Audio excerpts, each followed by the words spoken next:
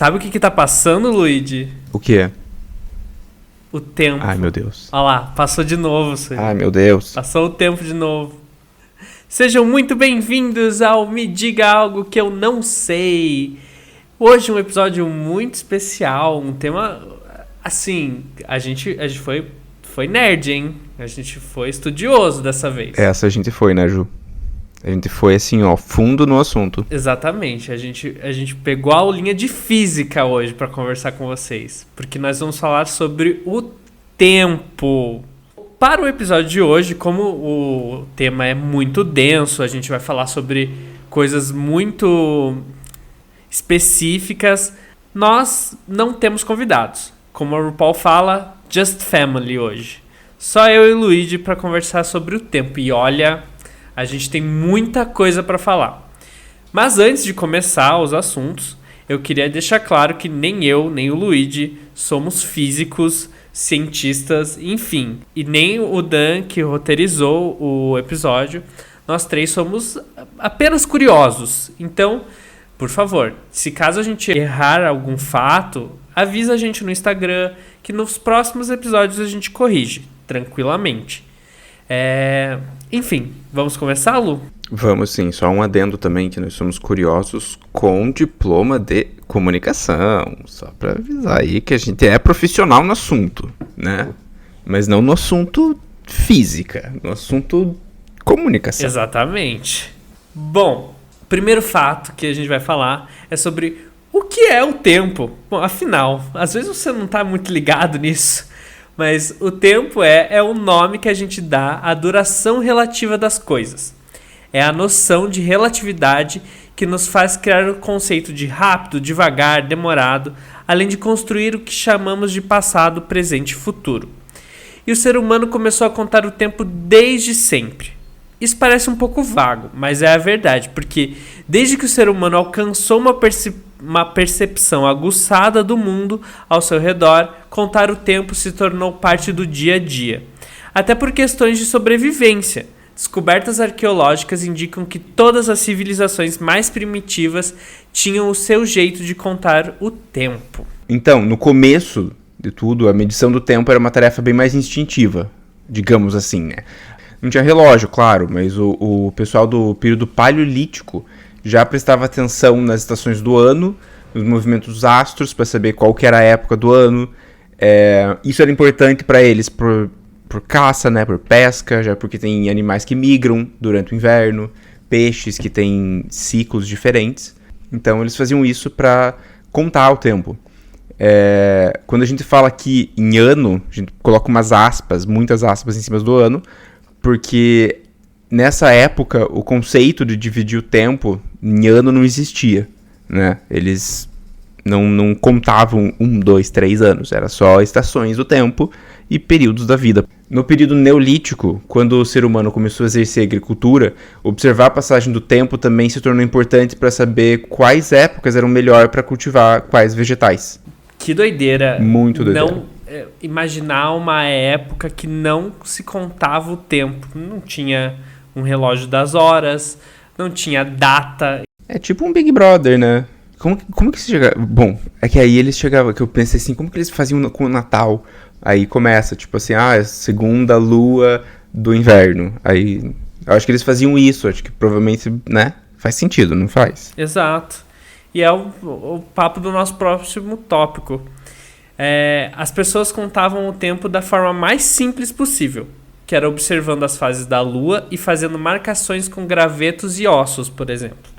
Mas para frente, algumas civilizações começaram a sistematizar isso. Os egípcios, por exemplo, tinham um calendário baseado nas fases da lua e na movimentação da estrela Sírius, que passava perto do Sol a cada 365 dias, ou seja, um ano. Não coincidentemente, é a mesma época que o rio Nilo estava na época de cheia. Os sumérios foram mais além e começaram a organizar o tempo, digamos assim. Eles fecharam um ciclo de tempo em um período de 12 meses e 30 dias. Esse período para eles é como se fosse o nosso ano, só que com 30 dias a mais. Além disso, eles dividiam os dias deles em 12 períodos, sendo cada período equivalente a 2 horas no sistema que usamos hoje em dia. E mais, cada hora deles era dividida em 30 partes, sendo que cada parte era equivalente a 4 minutos no nosso sistema. Mesmo com essas diferenças, a precisão dos sistemas deles era muito impressionante. E caramba, né? Eu ia falar isso. É uma matemática, né, que tem que fazer toda a diferença da nossa. Claro que não é muito diferente, mas é com números diferentes, né? Então, a ideia de ser dividido em cada 4 minutos, também se fica pensando, né? Por que 4 minutos? O que eles fizeram para contar 4 minutos daquilo? Exatamente. Imagina para passar isso para as próximas gerações, assim, sabe? Tipo, como ensinar as crianças a contar o tempo? Porque não tinha relógio. Então, eles como que deveria ser para essas pessoas ensinar o tempo e mostrar, ó, tá passando. É assim que se conta. É muito difícil, porque hoje em dia a gente tem coisas muito mais fáceis, né? Você olha ali, tá ali marcando 19h20.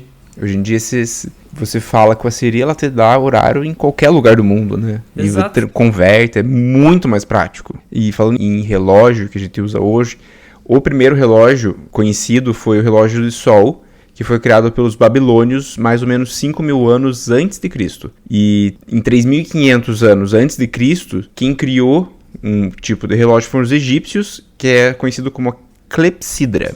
Era um relógio que funcionava na vazão controlada de água que saía de um recipiente e aí movimentava um mostrador. A vantagem desse método é que ele funcionava à noite, diferente do relógio de sol. Aí eles conseguiam contar à noite também. Tem contagem do dia inteiro. No século II a.C., quem criou um método de medição de tempo foram os gregos com o astrolábio. Ele é um instrumento utilizado para determinar a posição das estrelas e aí sabe que horas são. Legal, mas assim, temos um problema aí. Se tá de dia, a gente já não usa o astrolábio, né? Mas é verdade, isso eu pensei. Falei assim, eu uso as estrelas. E aí, ficou de dia, ferrou. Só à noite a gente sabe o horário. Agora não tá contando mais. Agora é o horário único até a noite. Que horas são? Dia. Bom, no século VIII d.C., um monge francês criou a ampulheta, que a gente conhece até hoje, e é bastante útil para marcar intervalos de tempo pequeno. E também é muito difícil. Eu vou falar uma coisa da ampulheta, dar um parênteses aqui, porque pensa assim, para você fazer ampulheta, você tem que pegar pedrinhas que são do mesmo tamanho, então você tem que peneirar ela muito certinho para que o tempo da pedrinha seja o mesmo. Então a gente já vê que é uma técnica um pouquinho mais avançada, né? Você tem que ter um padrão ali. Imagina esse monge francês, como deve ter sido o processo de criação dele da ampulheta. Vou colocar aqui 30 areiazinhas para contar os segundos. Né? Nossa, como que ele tirou isso? Ele teve que testar com vários tamanhos de buraquinho e vários tamanhos de grãozinho de areia. Exato. Entendeu? Até o grãozinho, ele achar o grãozinho e o buraquinho que dá 1 segundo para cair. Reizinho. No século IX, na Europa, foi inventado o relógio de vela.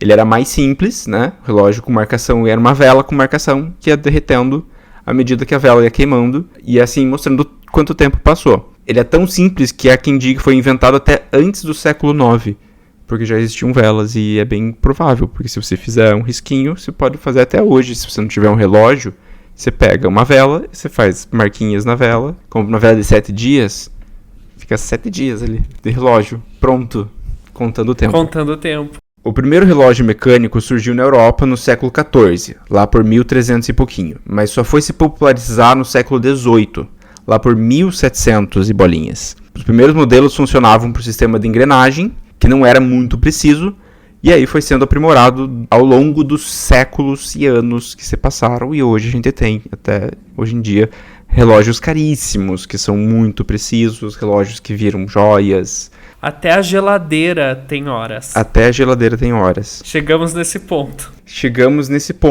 E aí eu trago umas ideias aqui pra gente conversar, que eu fico pensando aqui, né?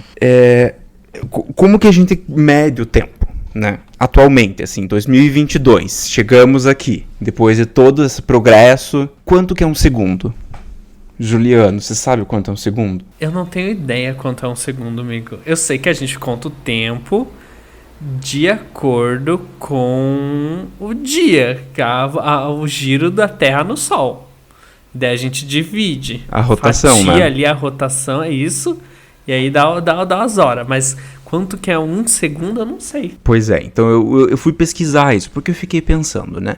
A gente tem que saber medir. Hoje a gente vive num mundo muito preciso, né? Tudo muito rápido, tudo muito astronômico e cada segundo é muito preciso. É muito dinheiro envolvido em cada segundo. Então tem interesses aí em cima. E aí eu fui pesquisar. Historicamente, 1 segundo é 1 divididos por 86.400, que eu não sei falar o nome dessa fração, uma fração enorme, são 86.400 segundos que tem um dia, que são as 24 horas, né, dos 60 minutos e 60 segundos, que dão, entendeu? São... Calma, quantos segundos dá um dia? 86.400 segundos são um dia. Se você contar até 86.400, vai ter passado um dia. Exato. Se você demorar 1 segundo para falar cada número. E se você pensar, não é muito, né? Mas também não é muito preciso, porque assim, né? Quanto que é a distância da rotação? Né? Você precisa de uma coisa mais precisa. Então, o segundo contemporâneo é um cálculo muito, muito preciso. Você vai ver. Eu vou falar aqui para você, eu tô lendo, porque eu não consegui decorar. 1 segundo, segundo o Sistema Internacional de Unidades, eu já vou falar dele, é a duração de 9.192.631.770 períodos da radiação correspondente à transição entre 2 níveis hiperfinos do estado fundamental do átomo de césio 133. Isso é 1 segundo. Eu tô chocado. A minha mente fez assim, ó, instalando um arquivo novo no meu cérebro pra tentar entender isso tudo, que é muito difícil. Quantificar o tempo, quantificar 1 segundo, como é isso? É isso que você acabou de falar, né? Pois é. Quem faz isso é o Comitê Internacional de Pesos e Medidas, que dita quanto a cada coisa, né? Senão a gente se perde, porque senão não é preciso. E a gente gosta de ser muito preciso. O ser humano é muito perfeccionista. Então, o Sistema Internacional de Unidades é o sistema que a gente usa de todas as nossas unidades. E quem faz isso, quem controla isso é o Comitê Internacional de Pesos e Medidas. Esse Sistema Internacional de Unidades, ele começou a ser pensado nisso lá em 1585. Eu vou fazer bem rapidinho só para você entender por que é importante isso. O Sistema Internacional de Unidades, lá por 1585, lá na atual Espanha, teve alguém que tentou falar assim, gente, imagine se todo mundo usasse a mesma medida para as coisas. Não ia ser mais fácil para a gente contar? Ia, mas ninguém se importou. Em 1500, as pessoas não estavam interessadas em saber quanto era cada coisa. Lá por 1668, em Londres, surgiu também alguém querendo, mas a Inglaterra não gostou também. Falou assim, nada a ver. Pra que fazer isso? Perder tempo. Então foi lá na França, em 1799. Veja, olha, a gente tá quase em 1800. Que aí surgiu, né, o sistema. E aí as pessoas falam assim, não, agora eu acho que em 1800 a gente precisa, né, de saber exatamente cada coisa necessário. E aí e até hoje a gente usa esse mesmo sistema. E ele tem atualizações, existem cientistas que pensam sobre isso o tempo inteiro, isso é uma coisa séria. E em 2019 teve a última revisão de todos os sistemas. E foi uma revisão muito grande. Você sabia disso? Não tinha ideia. Eles revisaram as unidades base. Então foi o quilo, o ampere, o Kelvin e o mol, que é uma quantidade de substância tipo nível atômico. Só para vocês entenderem, porque mol eu não lembrava. Talvez eu tenha aprendido isso no ensino médio, mas não aprendi. Não lembrei, né? Desculpa, professor. Mas acontece. E isso, o mundo inteiro hoje usa os sistemas de medidas e em algum momento isso vai mudar. Então o quilo ele foi ajustado, deve ter seus milésimos de quilo, não sei qual foi esse ajuste, mas foi em 2019, um ajuste nos ajustes base. Só para falar, a gente ainda usa esse mesmo sistema, então tem alguém contando o tempo. E quem falou que é o átomo de césio, dos níveis hiperfinos, o estado fundamental, aquela coisa toda super específica, foi o Comitê Internacional desse aí que tá rolando, só para você entender quão sério é o tempo do segundo, né? A contagem do segundo. E aí é isso. E a gente usa a base do tempo o segundo. Então tudo é um segundo, entendeu? Um microsegundo, um macrosegundo, um minuto, tarará, tarará. Mas tem pessoas nesse mundo que não acham que o Sistema Internacional de Medidas seja uma boa ideia. E eu vou falar que existem 3 países que não estão no Sistema Internacional, que é o Myanmar, a Libéria e nada mais, nem nada menos que os Estados Unidos da América. Decidiu que é bom, né? Eles medem as coisas por polegada. Tá aí. Todo mundo usa centímetro, eles usam o quê? Polegada. E aí eles... É político isso aqui. É uma decisão política quase. Imagina se eles contassem o tempo de forma diferente. Que doido. No mesmo mundo, o tempo sendo contado de formas diferentes. Pois é, né? É bizarro pensar isso. Que em 2022 tem 3 países que não fazem parte do Sistema Internacional de Medidas. E um deles é os Estados Unidos. Mas talvez seja cultural, porque alguns países já usavam o Sistema Internacional de Medidas antes de serem independentes, entendeu? Tipo o Brasil, né? Portugal, se não me engano, acho que já estava no Sistema Internacional de Medidas, já usava isso, e o Brasil não era independente ainda. Então, e é isso, essa é uma pira, né, de tempo. E de todo esse pensamento e tempo, a gente tem um pensamento científico por baixo de tudo isso, da questão Sim. do tempo. Existe uma quantidade o segundo. Exato, uma quantidade que se pode medir. Então, tipo assim, esqueci quanto é um segundo, você consegue medir. Provavelmente você não tem o aparelho em casa, mas você pode medir. Há essa possibilidade de medição. Amigo, você é uma pessoa que se prende muito ao tempo? Eu sou escravo do relógio um pouquinho. Você é escravo do relógio. Eu gosto de, tipo assim, 11h30, se o Luigi não estiver de pijama na cama, algo está acontecendo. Eu sou aquele assim, deu 8 horas, acordo, eu vou pra academia, aí eu funciono na base do relógio. Entendi. Eu não sou tão preso assim, mas eu me prendo. Eu acho que não existe uma pessoa que hoje em dia se deixa levar. Deve ter, mas é muito pouco. Que tempo aí, nem ligo pras horas. Porque tudo que a gente faz tem horário, tem tipo programa na TV que começa em tal horário, a comida fica pronta em tal horário, vou pra academia ficar tanto tempo. Eu acho que a gente se tornou uma sociedade presa ao tempo e isso foi se cada vez mais se intensificando, né? Eu acredito que antigamente não era tanto assim. E eu não tenho ideia de como essas pessoas viviam. Eu também não. Porque, né, o tempo todo a gente olha. 4 horas, quero meu lanchinho da tarde. Exato. Eu acho que a única coisa que eu não tenho de horário é o horário do almoço. Que às vezes eu posso almoçar 12:30, às vezes eu posso almoçar 3 da tarde. Essa eu acho que é a única coisa que eu deixo, tipo, livre. O resto, assim, deu 6 horas, tá na hora do Luigi lá fazer o yoga dele e relaxar, entendeu? Desligo o computador, só fico no celular ali em emergência. É o reloginho ali, ó, chicotinho do relógio. E sabe o que é mais doido ainda? É que as pessoas têm percepções de tempo diferente, porque o tempo é relativo.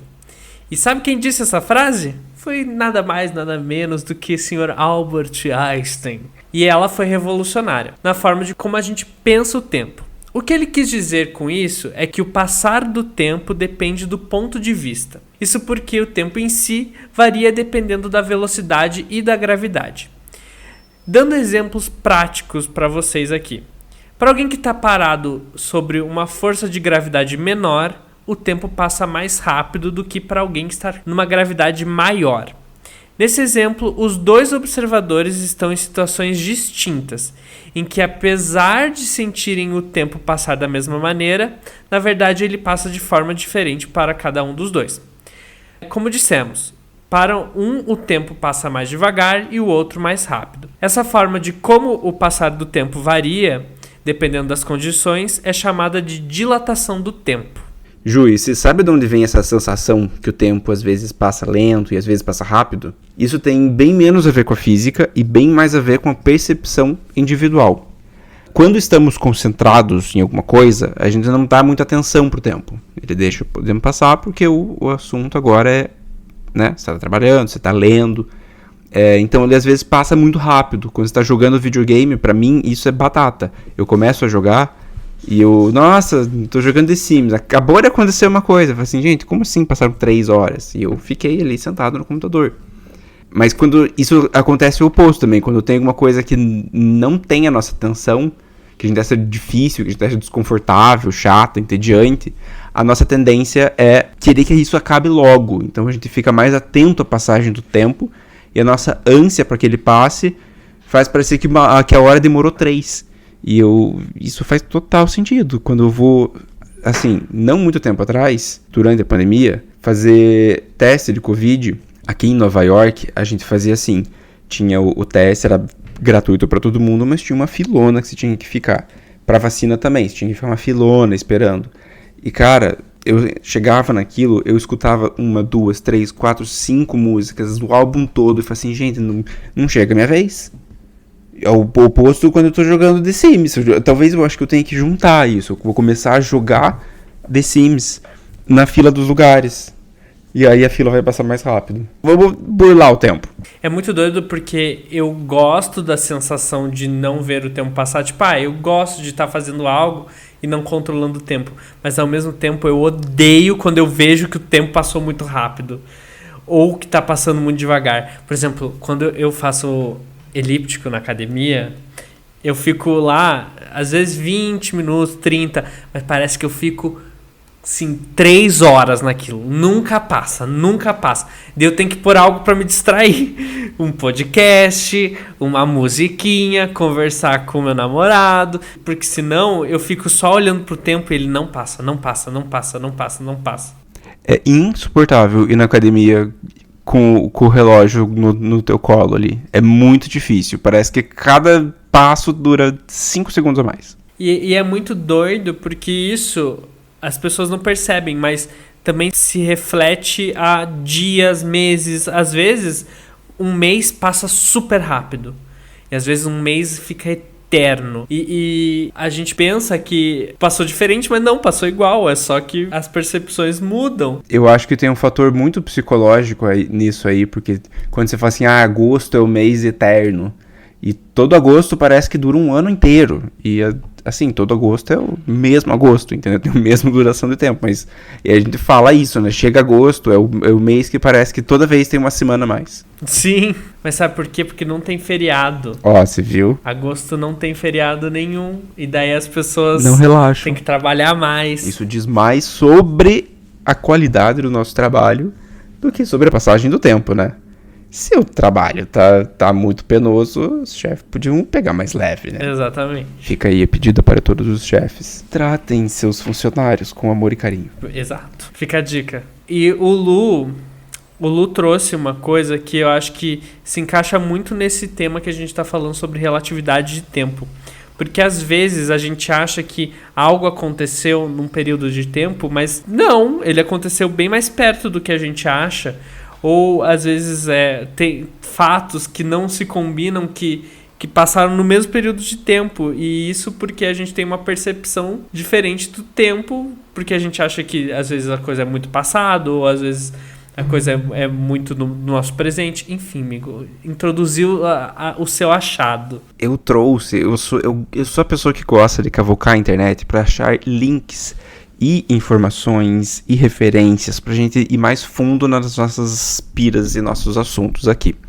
Eu sou a pessoa que vem aqui trazer fatos e filmes e livros e coisas legais para vocês irem mais fundo no assunto. Como aqui a gente chegou num ponto do nosso parágrafo, que aqui a gente já explicou todo o conceito do tempo em si. Então, assim, vamos pegar essa ideia que você tem de tempo e vamos quebrar ela inteira, só para você ter uma ideia do que a gente tá falando. A gente tem uma coisa que a gente não lembra, né, antes que a gente nasceu, né? Até muito tempo depois que a gente nasceu, a gente não lembra. Eu lembro, começo a lembrar da vida, assim, lá pelos anos 2000. Lembro de coisas antes, mas assim, eu era muito novinho. Então, o mundo começou pra mim no meu tempo. Mas a história humana começou há muito mais tempo.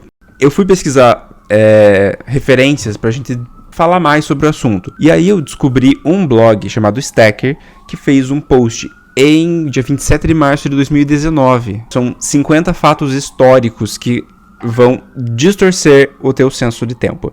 Eu não vou falar os 50 porque são muitos, mas a gente vai deixar o link na descrição para vocês lerem os 50.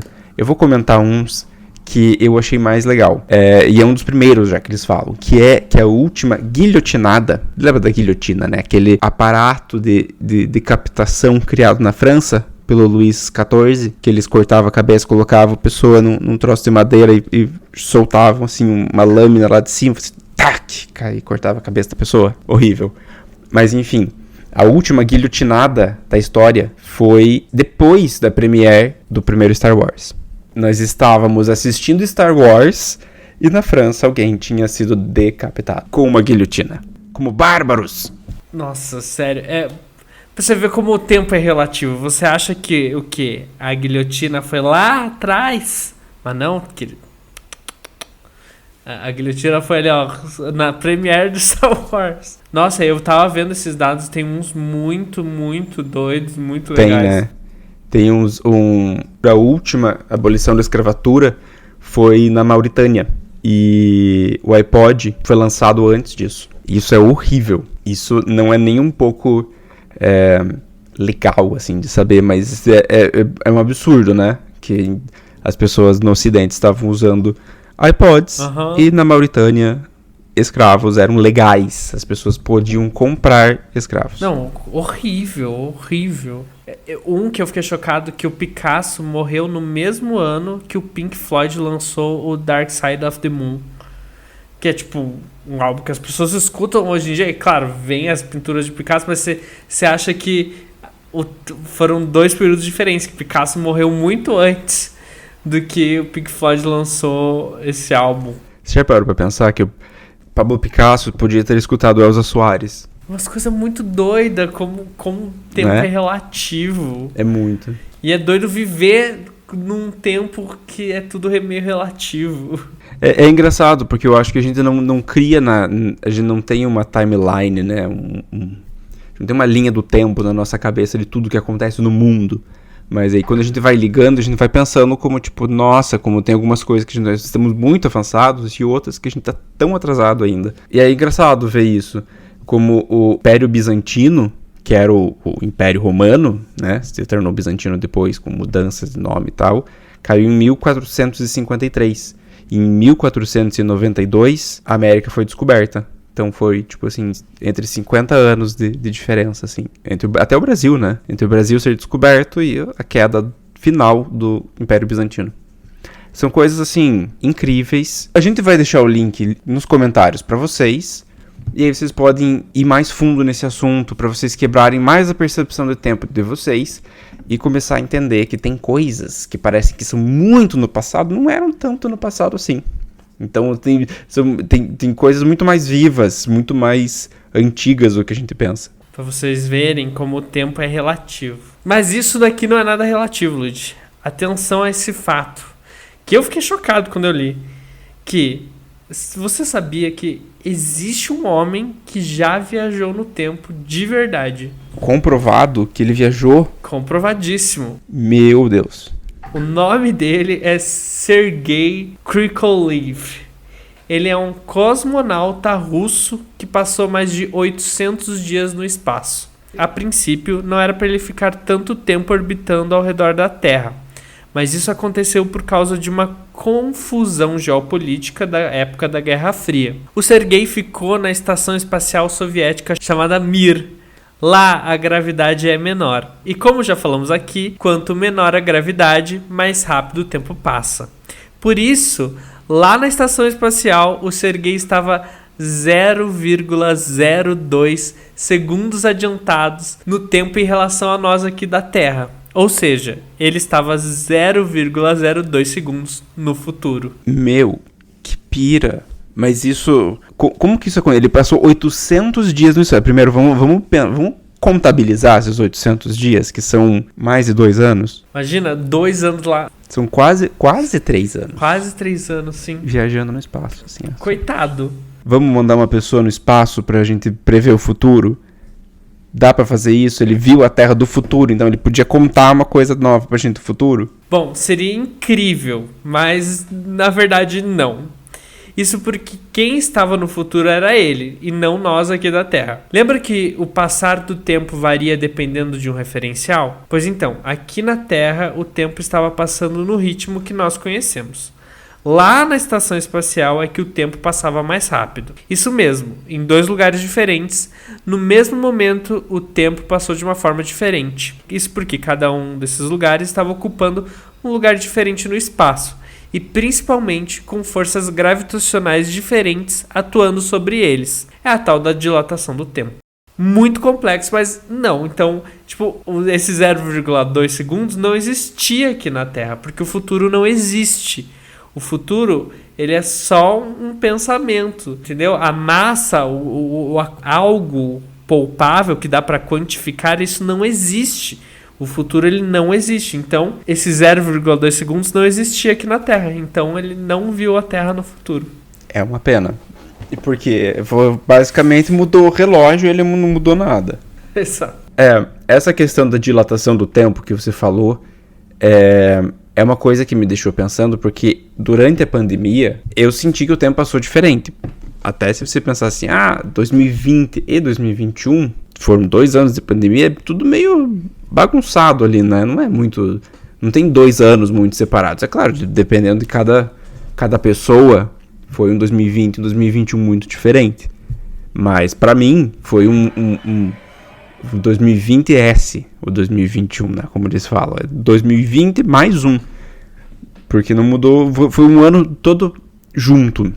E essa dilatação do tempo, ela afetou os seres humanos, porque eu pesquisei um outro artigo do Psychology Today que eles falam que o nosso cérebro, por ter mudado muito durante a pandemia, mudou muito a nossa rotina, o nosso relógio interno também muda com essas rotinas. Lá no link que a gente colocou, explica bem direitinho como isso funciona, mas basicamente você percebe o tempo se você gosta ou não, né, do que você está fazendo, do prazer que você tem fazendo o que você está fazendo. E como a gente estava com menos prazer durante a pandemia, o tempo passou mais devagar. Então, muitas pessoas falaram isso. Tá até no Psychology Today, o link tá lá. Se você sentiu isso da pandemia, você não está sozinho, tá? As pessoas sentiram isso e é basicamente o que aconteceu com o astronauta russo que ficou 800 dias. Ele teve uma dilatação no tempo também e para ele o tempo deve ter sido muito mais difícil, porque ficar fechado por 800 dias, longe de todo mundo no espaço, é mais ou menos uma pandemia, não é? Se você gosta dessa ideia de dilatação do tempo, de voltar no tempo, de todo esse rolê, a gente tem muito filme que fala sobre isso. Em 2014, a gente tem o mais conhecido de todos, né, o mais famoso dos últimos tempos, que é Interestelar, que é sobre dilatação do tempo, né? Tem várias cenas em que eles vão para um planeta e voltam, se passou 15 anos. Lá eles brincam com essa ideia da dilatação do tempo, além de ser uma história muito bonitinha, muito fofa no final, Love Love, fala muito sobre isso, é um sci-fi muito legal, é muito bem produzido também, pelo que eu sei, eles pegaram até um físico para desenhar o buraco negro, entendeu? Aquele buraco negro foi tava parte, eu acho que, se não me engano, ele fez parte até do que tiraram aquela foto lá, do buraco negro. Posso estar muito enganado, temos que pesquisar. Outros filmes que falam sobre também tempo e dilatação no tempo e o conceito de tempo em si, 2001, Uma Odisseia no Espaço, de 1968, do Stanley Kubrick, perfeito, mostra toda a história da humanidade, né, e brinca com essa ideia do tempo passar muito rápido e as coisas se repetirem ainda. Outros filmes que tem loopings temporais, Doutor Estranho, de 2016, que é spoiler aqui, mas é 2016, né, gente, já passou algum tempo. Ele, no final, ele luta contra o Dormammu e ele entra num looping temporal pra ganhar dele, entendeu? Ele volta no tempo toda vez pra ele não ter muita escolha, entendeu? Uma hora ele vai né, entre as 1 milhão de tentativas, uma vai dar certo. Loki, né, 2021, fala sobre essa brincadeira do tempo, também fala sobre outros assuntos, mas o tema principal dele é essa coisa, tipo assim, gente, o tempo não é o que vocês pensam. Donnie Darko também tem, 2001, Homem-Formiga e a Vespa, 2018, também falou sobre isso. sobre como o tempo é relativo em pontos diferentes do espaço. Né? Eles entram lá, a mãe da Vespa fica presa por vários anos dentro do Quantum Realm, o mundo quântico deles. Casa do Lago, se você não gosta de sci-fi, tem um romance. Casa do Lago 2006 também fala isso, e é um romance que se passa em tempos relativos. E se você gosta de anime, ou tem interesse, tem um anime que de 2016 foi lançado no Brasil também, com o nome de Your Name, é o nome dele, seu nome, em inglês. E conta a história também. Chorei. Lindo. Você viu? Eu vi, é muito bom, é muito fofo. É muito bom esse anime, é muito fofinho. E conta a história também de um casal e dilatações do tempo. Não vou falar o que acontece, porque Your Name vale muito a pena assistir e muito poucas pessoas assistiram. Interestelar, eu tenho certeza que um monte de gente já assistiu. Seguindo com o nosso assunto e já engatando sobre nessa questão de viagem do tempo, o que vocês devem estar se perguntando é: a viagem do tempo é possível ou não? Bom, existem alguns modelos teóricos que nos dão esperança de que sim, é possível. Basicamente, os cientistas teorizam com duas formas de fazer isso: trabalhando com a gravidade e com a velocidade. Como a gente já explicou, o tempo se depende da gravidade e da velocidade. Tudo muito legal, ótimo, vamos fazer, mas não. Na prática, sempre tem um porém que estraga todo esse rolê, que geralmente é alguma lei ou questão física. Bom, vamos a alguns exemplos dessas leis ou questões físicas. O primeiro desses exemplos que a gente vai trazer são os buracos de minhoca do Albert Einstein. Levando em consideração que o espaço e o tempo podem ser dobrados, Einstein pensou na possibilidade de usar buracos de minhoca como forma de dar saltos no tempo. É bem aquela coisa dos filmes: você entra num buraco de minhoca e sai do outro lado em um tempo diferente. Matematicamente, isso é perfeitamente possível, tanto a existência dessas passagens quanto o seu uso. Porém, na prática, os buracos de minhoca seriam tão pequenos que um ser humano jamais conseguiria passar por ele. Os buracos só permitiriam a passagem de partículas, e a força desse buraco seria tão grande que mesmo essas partículas viajantes desmoronariam no processo. RIP partículas. Muito triste. Assim, na teoria é lindo, na prática a gente morre no processo. Qualquer coisa morre no processo, no caso. Não só os seres humanos, tipo assim, um átomo destrói. E tem o buraco negro também. Quem já assistiu Interestelar sabe, né, dessa ideia. No filme, os astronautas utilizam da força do buraco negro para a nave adquirir velocidade e fazer o tempo deles passar de uma forma diferente. Sem estragar o filme, mas para que isso funcionasse de verdade, a tripulação teria que estar viajando na velocidade da luz. E não sei se vocês sabem, mas é que só a luz viaja na velocidade da luz.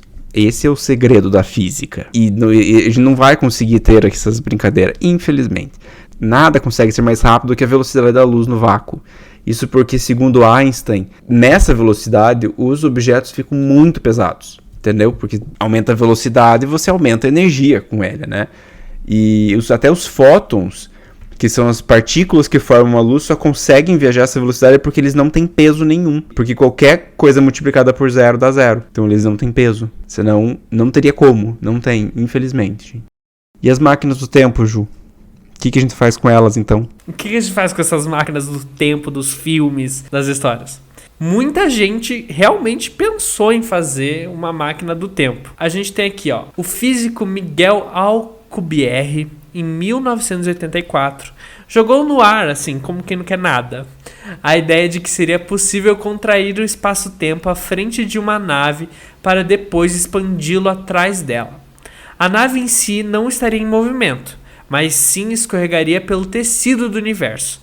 A partir daí, diversos cientistas piraram e deram várias sugestões de como construir esse dispositivo. Uma das ideias que surgiu para essa máquina do tempo é uma nave que tenha dentro dela uma estrutura no formato de rosquinha. Dentro dessa rosquinha teria um vácuo, e dentro desse conjunto todo, os campos gravitacionais seriam dobrados e se fechando, e aí o viajante só precisaria dar umas voltas na rosquinha correndo mesmo. Quanto mais voltas ele daria, mais ele voltaria ao passado. A grande questão é que, na verdade, é muito simples. A gente não tem tecnologia capaz de manipular campos gravitacionais dessa forma. Algo tão preciso que imite a curvatura do tempo.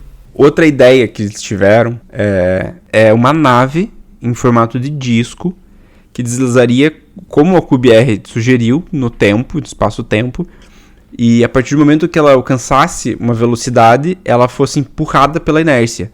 Só que também a nossa tecnologia não consegue criar um material com uma densidade necessária para construir uma nave dessa. E para essa ideia do AQBR funcionar, a nave, seja lá qual for, precisa ter um motor feito com uma matéria exótica, matéria que gera energia negativa. Só que essa matéria só existe no campo teórico. E a gente não consegue fazer essa matéria para fazer a nave deslizar no tempo. Então, ficamos sem. Olha aí, então assim, descartada a ideia. Só nas ideias. Você viajaria no tempo, amigo? Você gostaria de ir para futuro ou passado? Eu acho que eu voltaria no tempo para ver como funcionava, né? Mais como curiosidade. Mas nada que um vídeo do passado já não me faça viajar nesse tempo e ver como funcionava, né? Eu não preciso necessariamente viajar no tempo. Então eu acho que eu não viajaria no tempo, porque pelo que a gente conhece de filme, de história, né? Dá problema viajar no tempo. Bom, eu acho que eu também só ia pra ver como é, porque eu acho que não, é muito complicado, você teria que se acostumar a épocas diferentes, seja futuro ou passado, a costumes diferentes, a modos de vida diferentes. Eu não viajaria no tempo nem pra influenciar na minha vida, só se fosse pra ganhar na Mega Sena, me dá grana, mas eu acho que tantos os erros, as questões que eu passei na vida, eu aprendi com isso. Claro que tem gente que mudaria as coisas e tudo bem, cada um é cada um, mas eu acho que as coisas aconteceram e eu aprendi com elas de certa forma e é isso. Eu acho que é o jeito mais sábio de lidar com o tempo, é você aceitar que ele passa, né? E que coisas vão acontecer durante esse tempo. E que a gente não tem total controle de todas as coisas. Exato. Esses dias eu vi um vídeo da Maria Severo, que viralizou, que ela fala sobre a idade e o tempo passar. Ela fala, desde que eu continue raciocinando, tendo ideias, vontades, não importa eu ter passado o tempo, eu ainda tô viva, eu ainda tô fazendo coisas. Eu acho que isso é muito significativo, porque o tempo pode passar, mas se você tá ali tendo vontades e vivendo, é isso que precisa acontecer. Se não, vá num terapeuta. Concordo.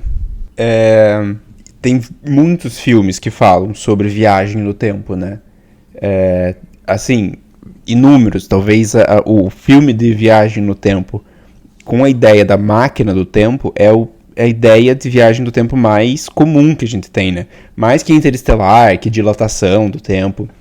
Você tem algum filme preferido de viagem do tempo? Com máquina do tempo? Tipo, com uma máquina do tempo, diga-se assim, um aparelho ou alguma coisa que faça você viajar no tempo que não seja, entendeu? Tipo uma dilatação, que você vai e volte na timeline do tempo. Eu gosto muito da Chegada, sabe? A Chegada com a Amy Adams. Sei, é bom. Que não é uma viagem no tempo específica, mas no fim fala sobre a relatividade do tempo e tal. Acho isso legal. Tem uma coisa que ela volta e introduz uma ideia, né? Aham. Ela aprende o deslocamento do tempo. É uma linguagem que se desloca no tempo e daí ela consegue visualizar vários tempos diferentes e isso influencia na vida dela. É muito doido. Recomendo. Eu acabei de dar um puta de um spoiler do fim, perdão. Pra quem não viu, mas 2016, já fazem 6 anos que o filme tá aí pra assistir. Eu gosto muito do Back to the Future. Eu acho que o classicão, assim. Esse é ótimo, né? O clássico. Tem até aquela ideia do Alcubierre, eu acho que deve ter inspirado De Volta pro Futuro, né? Porque é um filme que ele pega uma velocidade num carro e se transporta para um outro tempo. Tipo, ele tem que estar em uma certa velocidade numa certa lugar que isso acontece, com aquele raio lá que tem energia suficiente para fazer. Eu gosto muito de Efeito Borboleta, de 2004, que é um filme que ele volta no tempo, tenta arrumar, e se você não viu o filme, desculpa, 2004, não dá nem pra falar nada, né? A vida dele entra um caos, porque ele tenta mudar as coisas, e faz muito sentido, porque uma coisa é o efeito borboleta, né? A batida da borboleta lá atrás causa um furacão do outro lado do mundo. Mas eu acho que o filme mais divertido, as pessoas que gostam de Volta pro Futuro me perdoem, mas o filme mais divertido de viagem no tempo, pra mim, é Vingadores Ultimato, que eles viajam, eles se dividem, eles se viajam, eles... É tipo um filme de assalto, que eles têm que pegar as pedras e eles têm que viajar no tempo ao mesmo tempo, e eles são super-heróis. É incrível. Pra mim é perfeito. É tipo assim, o superlativo de todas as viagens no tempo é Avengers Ultimato. Eu acho que eu não sou a única pessoa que gosta, porque fez muito sucesso, né? Mas eu acho que é um dos filmes que brinca mais legal, assim, com viagem no tempo, com máquina do tempo. Sim, engatando nisso, a Marvel agora tá entrando nessa questão de multiversos e outras realidades que bate com o nosso tema. Por quê? Se teoricamente a viagem do tempo fosse possível, isso implicaria em outras realidades? Bom, essa é uma questão super complexa e que envolve a teoria de multiverso, efeito borboleta e muitas de outras coisas que dividem os cientistas. Há quem acredite que sim, baseado no próprio efeito borboleta, que diferentes escolhas e atitudes criam novos universos paralelos, infinitos em quantidade, um para cada possibilidade. É o famoso e se. Para cada e se existe um universo onde aquilo aconteceu. Ultimamente a gente vê essa ideia sendo muito explorada na ficção, como a gente falou, vários filmes, e agora a Marvel está entrando nisso. Mas por outro lado, há cientistas que refutam essa ideia, dizendo que o passado não pode ser mudado. Os pesquisadores German Tobar e Fábio Costa, da Universidade de Queensland, afirmam que não importa o quanto você tente, o quanto você mude, ocorrerão naturalmente eventos para corrigir o paradoxo temporal que o viajante do tempo causou. Explicando isso melhor, paradoxo temporal é uma espécie de bug que daria na realidade caso alguém voltasse ao passado e alterasse alguma coisa. O exemplo clássico é do homem que volta ao passado e mata o seu próprio avô. Sem seu avô, não haveria seu pai. Sem seu pai, o próprio homem não existiria. Mas se o homem não existir, ele não pode voltar ao passado. Matar seu avô, garantir que ele próprio nunca nasça. Então, ele vai nascer de qualquer maneira, entende? Tipo, não existe como mudar o passado. É o famoso paradoxo, né? Exato. As coisas já aconteceram, então não tem como mudar isso. Aplicando essa ideia, em termos gerais, uma pessoa que quer voltar ao passado, fazer alguma alteração, obviamente tem uma motivação para isso. A partir do momento que ela altera a situação que ela deseja, no futuro, não haverá mais essa motivação para voltar, porque o que ela queria que tivesse acontecido já aconteceu. Lembra que ela voltou no tempo para mudar o curso dos acontecimentos? Só que se não há motivação para voltar no tempo, ela nunca vai ao passado, e se ela nunca for ao passado, nada nunca alterará para ela. Ou seja, fica elas por elas. É como se a viagem do tempo, a partir do momento que fosse feita, se tornasse um evento essencial, digamos assim. Uma vez que você fez, ela precisa ser feita para sempre. Mas isso não se sustenta, partindo do princípio que o que te motivou a fazer a viagem não existe mais. A forma de resolver isso e garantir a viagem é permitindo que a motivação exista. Ou seja, no fim, nada realmente mudou, né? Agora vamos aplicar essa ideia do paradoxo no multiverso. Tendo isso como pressuposto e pensando na possibilidade de uma pessoa voltar para o passado, avisar de si mesma sobre alguma coisa. Bom, se ela apareceu para ela mesma, na verdade, ela está na dimensão ou universo do seu eu do passado, não dela mesma em si. Afinal, não podem existir duas mesmas pessoas no mesmo universo, né? Então a pessoa avisaria a si mesmo que alteraria o curso da sua história e nunca precisaria voltar ao passado para fazer essa alteração. Já que a primeira pessoa, a viajante que deu início a essa história, voltaria para a realidade e viria que nada mudou, pois a alteração não foi feita no universo do outro eu, não no universo dela, né? A ideia Marvel também brinca com isso, de você pula, mas você não consegue voltar para a sua própria realidade. Outra possibilidade é a pessoa não voltar no tempo e acordar, entre aspas, como ela mesma do passado, o mesmo corpo, ela mesma, só que mais jovem. Né? O teu pensamento, você não vai como uma outra pessoa, você entra sendo a mesma pessoa, só que no ano do passado. Aí a gente pode pensar que ela tomaria a decisão por si, ou mudaria o que quer que fosse só e pronto, tudo certo, mas não necessariamente. Tem cientistas que afirmam que o universo está em constante expansão, nesse exato momento. criando não só 3 dimensões como a gente conhece, mas também criando a 4ª dimensão, o tempo, né? Logo, o presente é sempre o limite do tempo, da forma que o futuro não existe. O tempo só existe do passado até o presente. E aí o futuro ainda precisa ser criado. Seguindo essa lógica, se você voltasse para o passado e acordasse como você mesmo, dias ou meses, até anos mais novo, provavelmente você nem ia se lembrar que voltou no passado. Porque o passado, na verdade, seria o seu presente. E o seu antigo presente, na real, seria o seu futuro. Só que o seu futuro ainda não foi criado. Então você não pode ter memórias de alguma coisa que nunca aconteceu. Lembre que a viagem do tempo afetou também o seu estado físico e seu estado biológico. Tudo altera na viagem do tempo. E a probabilidade de você tomar as mesmas decisões, já que você não tem um conhecimento prévio do que vai acontecer, é muito grande, né? Porque você não vai lembrar o que vai acontecer. No fim das contas, nada mudaria, né? E a gente volta mais um paradoxo. Isso aí é muito real, assim, se você pensar. Porque, tipo, o futuro, ele não existe.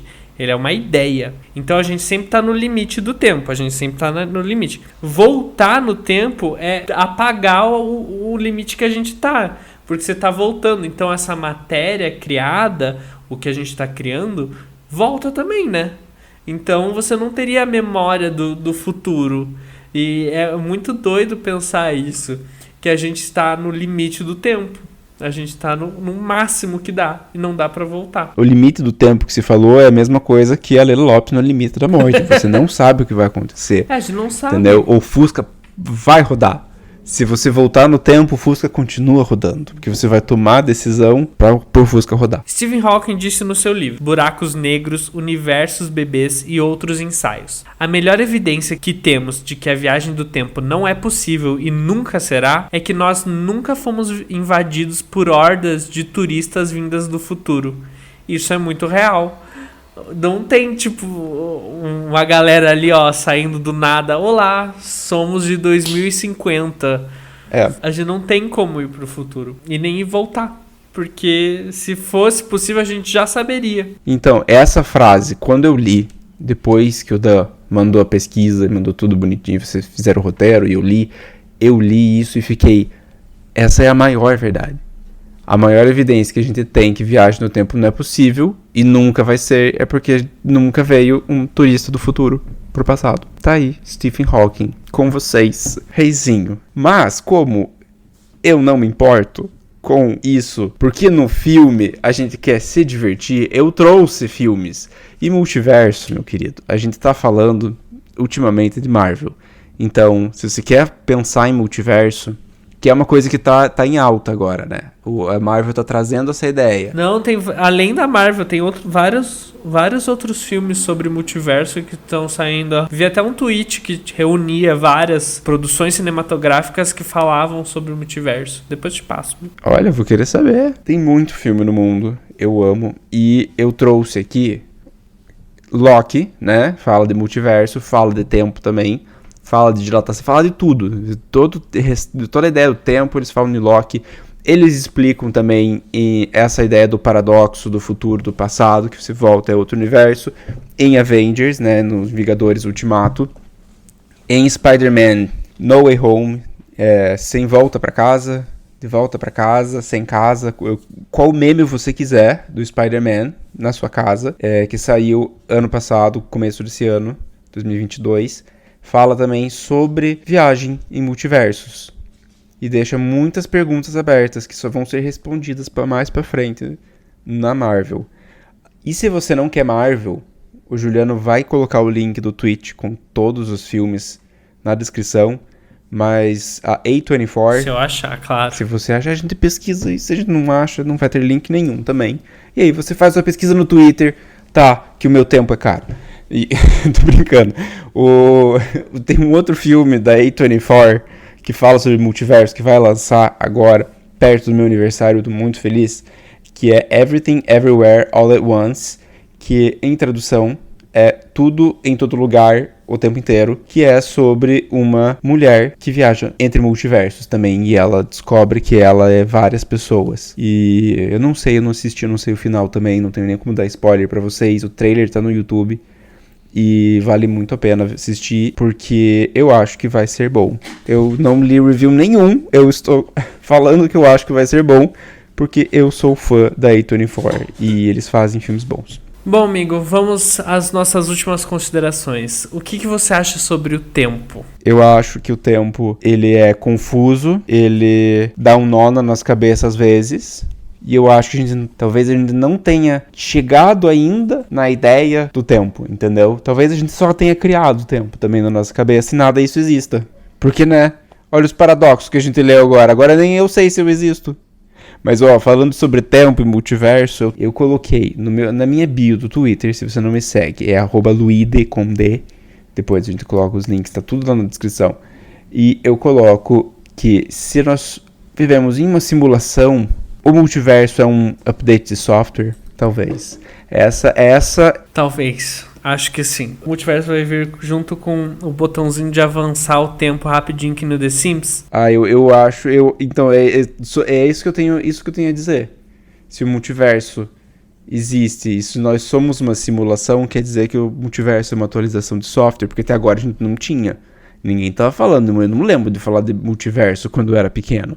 E aí surgiu o assunto. E agora tem filme, agora estão querendo abrir buraco de minhoca, querem atravessar o universo e tal.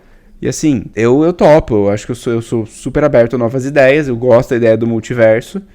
Não sei ainda como ela pode agregar na minha vida, porque eu só consigo ver eu fugindo da minha vida e agora eu não quero fugir da minha vida, né? Mas eu fui muito longe na minha pira agora, mas eu fui longe na pira. Porque eu quero dizer bem isso, porque eu acho que a gente brinca muito da teoria, e eu acho muito legal brincar da teoria, mas na prática, o tempo é aquele tempo que a gente acorda, né? E tem que dar até as 5 entregar o relatório. E eu acho que é isso que vale por enquanto na nossa vida. Até o cientista falar assim, cara, descobrir um jeito do multiverso ajudar a gente, eu vou ficar esperando. Justo. Eu tava pensando aqui com o estudo que a gente estudou o tempo e hoje em dia eu acho que a gente não tem muitas percepções sobre o que é realmente o tempo, porque a gente tenta controlar o tempo todo, sabe? Tenta ficar mais jovem, tenta não envelhecer, enfim, eu acho que a gente tenta controlar tudo e, na verdade, o tempo a gente tem que aproveitar o tempo, porque a gente tem muito tempo, no fim das contas, para ser aproveitado, ao mesmo tempo que a gente não tem muito tempo, então só viver, só vai tempo, é isso. Também não fiz sentido o que eu falei? Não, mas é isso que eu quero falar no fim. Aproveite o tempo. Isso aí, nós torcemos pelo tempo, porque uma coisa que eu sei é que 2023 chega, 2024 chega, 2025 chega. Às vezes você não chega até 2020 e poucos, mas 2020 e poucos vai chegar. Então a gente tem que aproveitar cada segundinho dos 84 mil segundos que a gente tem no dia. Se a gente não aproveita ele, a gente não adianta nada a gente ficar estudando sobre o tempo e achar que ele é relativo, que não adianta a gente voltar no tempo, não tem como, infelizmente. Bom, ficamos por aqui no episódio de hoje. Luz, quer falar suas redes sociais? Eu quero. Minhas redes sociais no Twitter é @luide com D, Luide com D. É confuso, é igual o tempo, ele é um paradoxo, minhas redes sociais. E o meu Instagram é Luigi S. Malucelli. Também vai estar na bio, porque tem muitas letras dobradas e Gs, e em lugares que normalmente teriam Ds. O meu é fácil, é @JulianoJRG no Twitter e @JulianoJJ no Instagram. E o nosso Instagram, o Instagram do podcast, que a gente sempre coloca o resuminho do nosso episódio, é @medigaalgo. A gente convida a seguir e que você volte no nosso próximo episódio. Um beijo. Um beijo, pessoal. Obrigado por ouvir. Espero que vocês voltem no próximo episódio. Até lá.